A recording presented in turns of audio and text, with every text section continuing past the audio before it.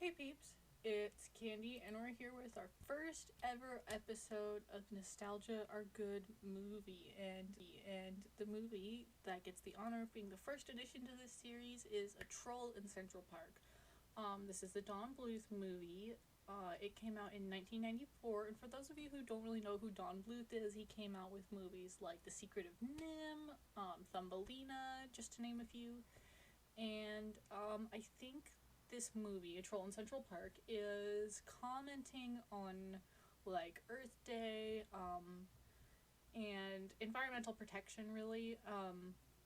It's really a background moral, I think, more than having the thing. It seems like a movie you would show to a class on like Earth Day. But without further ado, let's get into the plot of the movie. So, the movie starts with our main character, Stanley, running through this little troll city, running away from people. And he bumps into this troll. And when he bumps into this troll, his, like, thumb hits the ground and it turns all green. And, like, a flower sprouts and, like, starts dancing. And it's really weird. I'll get into flowers in a second because I really do want to talk about that. But, this, after he bumps into the troll, he, like, just kind of waves the troll off, and the troll walks away singing, "I'm a bad troll. A very bad troll." And it's like, okay, so the thing is here that trolls are bad. They don't like anything that's good. They don't like flowers. They don't like, pretty things. And as after Stanley has that interaction with the troll, he runs to this, like, secret stash that he has, and he puts the flower that he brought to life a few seconds ago into this stash with a bunch of other live flowers, which is his house, I guess.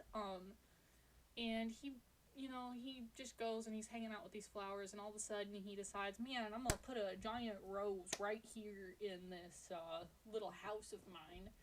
And the rose accidentally grows, and it, like, pops out of his house, and the queen sees it, and she's like, what is that horrible thing? And, because troll bad, troll hate, all good.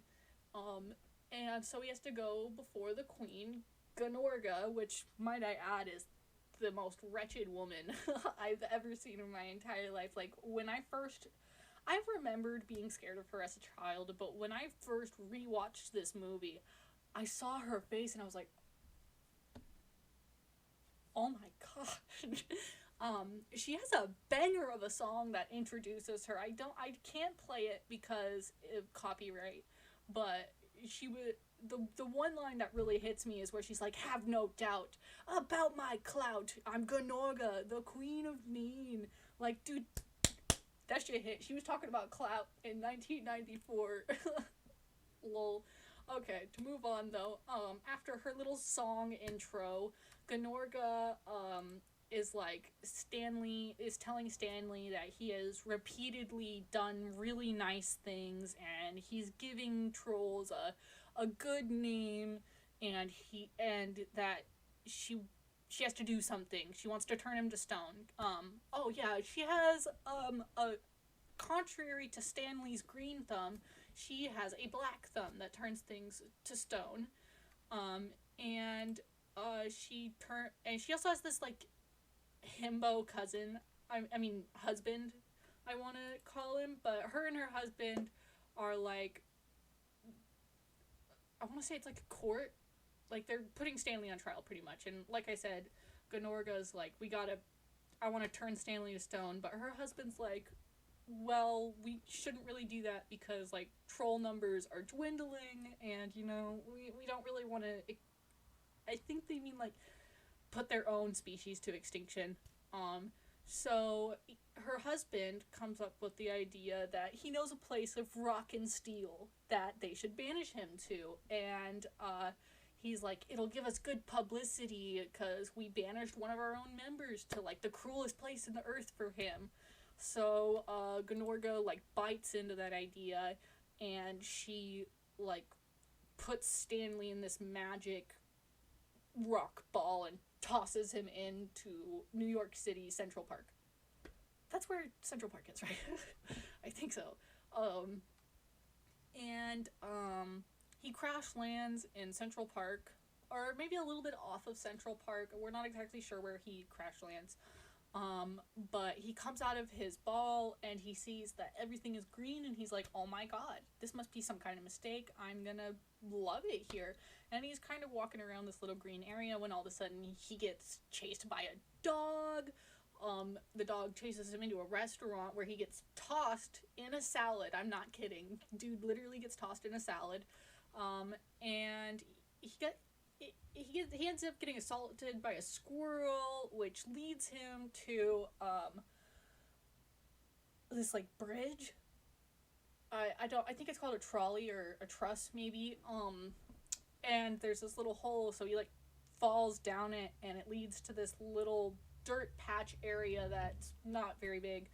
And he just kind of like, this is my place. I'm just gonna stay here, and I'm never coming out again. That world is horrible, awful. And this is where we cut to be introduced to our other two main characters, Rosie and Gus, who, they're both children. I couldn't find any ages for Rosie and Gus, but I'm gonna have to assume that Rosie, which by the way is just the cutest little girl I've ever freaking seen, like I love her so much. Anyways, but Rosie, I'm gonna have to assume she's like around 3, 4 maybe, because she's just barely making words. And Gus, I'm gonna have to say, is like maybe 6 or 7. He makes full form sentences. He throws toddler fits. So he's still in toddler age, I'm gonna say. But the movie starts with Gus talking about how Dad's about to take him to the park to go play with this boat, and but the dad is too busy, so he tries to get his mom to take him. The mom's too busy, so they're left with a babysitter.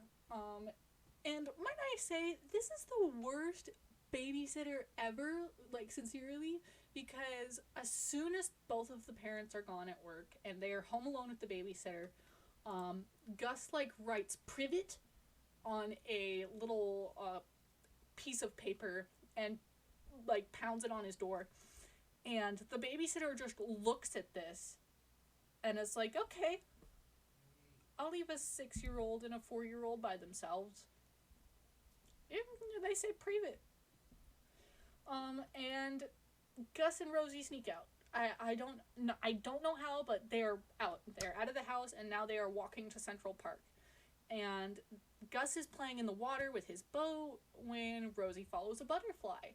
And this butterfly ends up, flying around to this hole under the truss or bridge or whatever you want to call it, to where Stanley's hiding. And Rosie falls into the cave and runs into Stanley. And Stanley's scared of her at first, but that kind of freaks Rosie out because she doesn't... she says troll. I don't know why she knows what a troll is, but she knows what a troll is, and she calls him a troll, but him being scared of her for some reason is, like, scaring her. So Stanley tries to make her happy by making flowers, and, I don't know how old Stanley is, but the minute Stanley pops out with these flowers, Rosie's all happy and stuff. Rosie gives Stanley a kiss. Like, it's just a kiss on the nose, but Stanley gets all happy and does, like, the ear wiggles, and, like, creepy vibes for me. I know it's a kid's movie, but I just don't like it. He gets too excited about being kissed by a 3-year-old. He starts, making more flowers grow because he got really happy about that, and then we transition into a song about making the planet green as Stanley decorates the cave and takes Rosie on this, like, beautiful frickin' trip around what was an ugly cave now turned into a frickin' fairy tale little world, might I add, I'd love to live in. If I could just live, like, look at that, if that could be my bedroom, I'd die. Anyways, Rosie's brother, Gus, finally, realizes, he's like, oh fuck, where's Rosie? And, so he, like, runs under the bridge, and he sees this hole, and he, like, finally gets in there, and he falls down there, and he starts being really mean to Stanley and his flowers. He's like, trolls don't exist, talking flowers don't exist, we gotta go home. And Stanley's like, you can't take Rosie away from me, which is creepy. And they start fighting, and Rosie starts bawling. So, like, Stanley and the animals are like, and the flowers are like, we gotta make Rosie feel better. So we get a flower tap dance, which, might I add, is it's okay. The flower tap dance weirded me out a little bit. This is a perfect time for me to talk about the flowers, but throughout the movie, as Stanley brings more plant life to life, it seems that it varies on what level of consciousness these flowers have, because some of the flowers that he makes are alive and some of them aren't, and it's never really explained. And I don't even know exactly what all Stanley's thumb can do, because, like, him and Gnorga are both seen doing way more than making flowers and turning things to stone. So, sorry for my little bird track, but let's get back into it. So Gnorga's flipping through this, like, crystal TV and sees that Stanley is making Rosie happy, and she's like looking at Gus, who is like trying actively, as Stanley is trying to make Rosie happy, actively trying to do the opposite, because he's just throwing a tantrum about going home. And also his boat broke, and Stanley fixed it with flowers, and this just makes Gus have a total tantrum. And Gnorga's like, that dude's more of a troll than Stanley is. And so, in an effort to drown the children and Stanley, Gnorga casts this, like, curse through the crystal onto Gus, where Gus starts crying just, like, uncontrollably. I mean, this dude literally fills the cave with tears. And, like, it looks like everybody drowns. Like, I'm not even kidding. It looks like everybody but Gus drowns, but then all of a sudden Stanley makes the boat, like, big enough to fit these two toddlers and himself in, and it floats.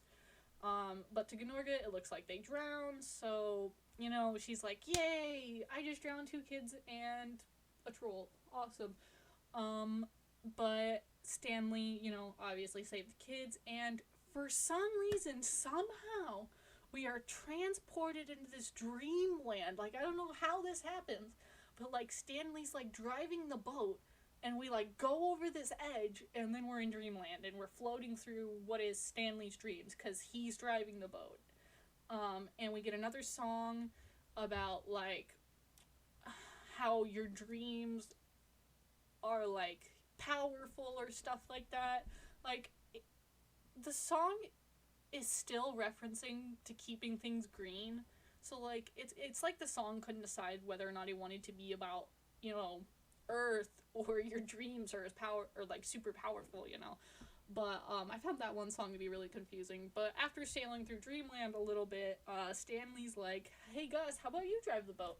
So Gus comes up and he's like, okay, I'll drive the boat. So Gus starts driving the boat, and it turns into this, like, speedboat, and we go from, like, flower fairy madness to, like, a war zone. Like, we're in these dark waters with thunder clouds and this big warship that's firing, like, cannonballs at them, and it starts to scare Rose and Stanley, and for some reason, because Stanley's scared, the dream falls apart, and we are now back in the cave, and for some reason, everybody's like, let's take a nap. So they all take a nap. And while they're taking a nap, so while they're sleeping, we cut back to Gnorga, and she's reading this newspaper about how trolls are turning good, and, like, she finds out that Stanley is, like, still alive after trying to drown him. She finds out that she's still out there, and she's like, I'm going to Central Park. I'm going to finish off Stanley. I'm going to turn that kid into a troll, and I'm just going to do all kinds of chaos. So she does. Her and her husband, like, arrive in this tornado that just absolutely kills everything it crosses past through Central Park. And we don't really know where exactly they end up in the park, but they're like walking towards Stanley to, well, they're like looking for Stanley. You know, they don't really know where he is, but they're looking for him in the park. And Rosie and Gus wake up, and Gus is like, oh man, it's really late, we should probably go home, our parents are worried about us. And he leaves without waking Stanley up. Him and Rosie both leave, and as they're walking down Central Park, they're like, this looks way different. Like, it looks like a literal apocalypse out here. And all of a sudden, Gus turns around, and freaking Gnorga is chasing at him with a literal sword on, like, this pedal bike that I don't know where she got. But she just, like, starts running at these literal kids with a freaking sword. And, Gus hops in this red wagon, and, him and Rosie are, like, trying to, like, ride this hill away from Gnorga, but they end up getting to the top of the hill and just rolling back and run into Gnorga, and Gnorga steals Rosie. Like, straight up just snatches Rosie, and Gus runs away thinking Rosie wasn't with him. He, like, gets into this building, and he's like, Rosie, we made it, we're here, we're fine, everything's fine. Rosie's not there, and so he's like, I have to go get Stanley, we have to go save Rosie. So he heads back to Stanley's cave to try and convince Stanley to help him save Rosie. And Stanley's like, no thank you, she's scary. And Gus gets really mad, and he's like, you're a coward, your dreams will never come true because you're too scared to take them. And Stanley just kind of stays there, and Gus goes off to find Gnorga and rescue Rosie himself. And Gus does actually get Rosie out of this little, like, picture, like, they were keeping Rosie in a corner with a pitchfork stabbed in the ground, and she was just, like, reaching her hands through there. It's pretty funny. Like I said, Rosie is the cutest little girl ever. But Gus gets in there, and he gets her out, but Gnorga sees Gus, and they both start running. But Gus gets caught, and Rosie runs up to this edge, and it looks like Gus and Gnorga are gonna fight, but as Gus and Gnorga are fighting, Gnorga turns Gus into a troll, and it looks like Rosie falls off a cliff. Like, literally, I watched this 3-year-old child fall off the cliff, and I almost cried because it had been so long since I watched this movie. I genuinely thought that this 3-year-old girl was about just gone. We just watched her die on screen. But, and they don't even, okay. But, ta-da, we cut back to Stanley being like, I need to go help them. So, like, Stanley gets his boat back together, and he's on his way to help them. And we see Stanley arrive with Rosie in the boat, and, I'm really glad that he saved Rosie. But, man, it was weird. The pacing for this movie was very weird, I have to say.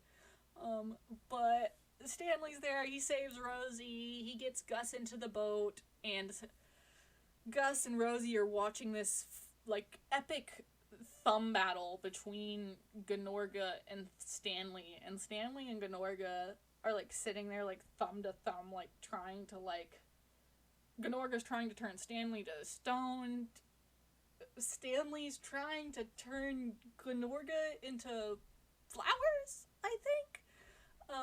And Stanley ends up winning, actually, obviously, I mean, he's the main character, and he turns Gnorga into a pile of posies. Well, she's transforming into a pile of posies, and as she's transforming, he takes this as a chance to run away, and he gets in the boat, and him, Gus, and Rosie are on the boat, and they're flying away, and they're like, yes, we did it, and, but Gnorga, before she fully turns into a bush of posies, uses her last of her magic to make Gus have a black thumb and turn Stanley to stone, and Gus does. Gus turns Stanley to stone. And the boat falls apart. They fall right out of the sky. Gus turns human again. And, like, they straight up... Because when they fell out of the sky, they, like, fell into their house, into their beds, and just went to sleep like nothing happened. Stanley Stone and these kids fell out of the sky into their beds and are sleeping like nothing happened. But, they wake up the next morning, and Gus and Rosie ask their parents to take them to the park, and they're, like, carrying Stone Stanley with them, and they come to this little stone in the park, and they set Stanley on the stone, and Rosie gives Stanley a kiss, and Gus thinking, you know, if I could turn him to stone, maybe I could unturn him to stone, so he, like, thinks about it, and he really believes, and he, like, flicks his thumb, and it turns green for a second, and he touches Stanley, nothing happens, and they're all really sad about it, and they walk away.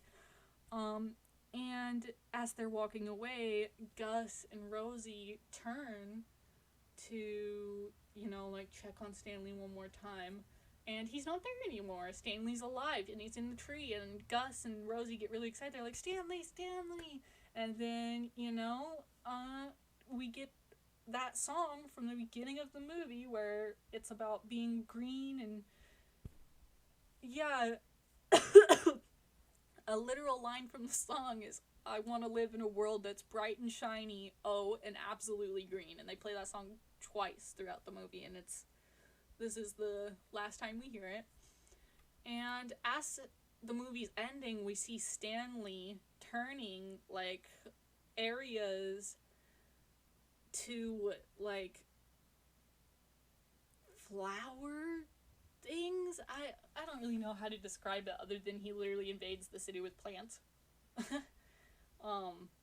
But, I mean, as you can see in the picture, it's like, I mean, he literally invades the city with plants, and the movie ends there.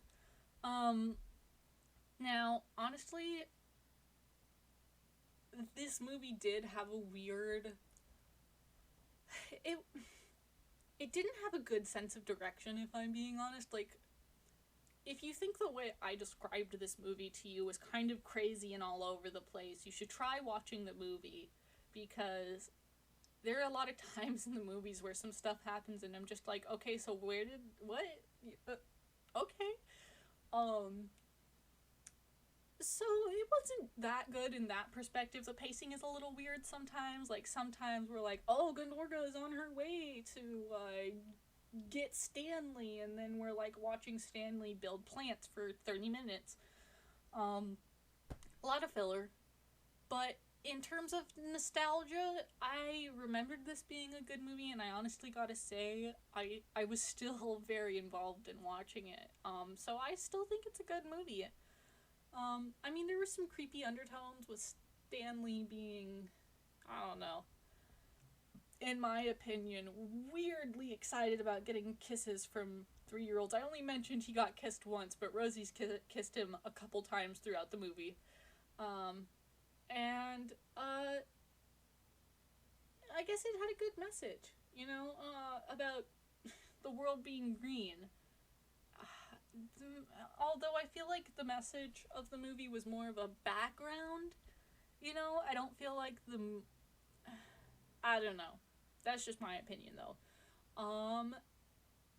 And I don't know, I walked away from this movie feeling like, and I know this is a weird feeling, but I feel like Rosie and Gus had a core memory made out of this, like, day they spent in Central Park with this troll.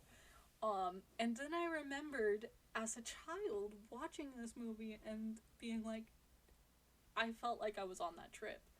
And rewatching it as an adult, I still felt like I was on that trip with Rosie and Gus, so I have to say this is still a good movie. It is nostalgic and a good movie, and I highly recommend you watch it.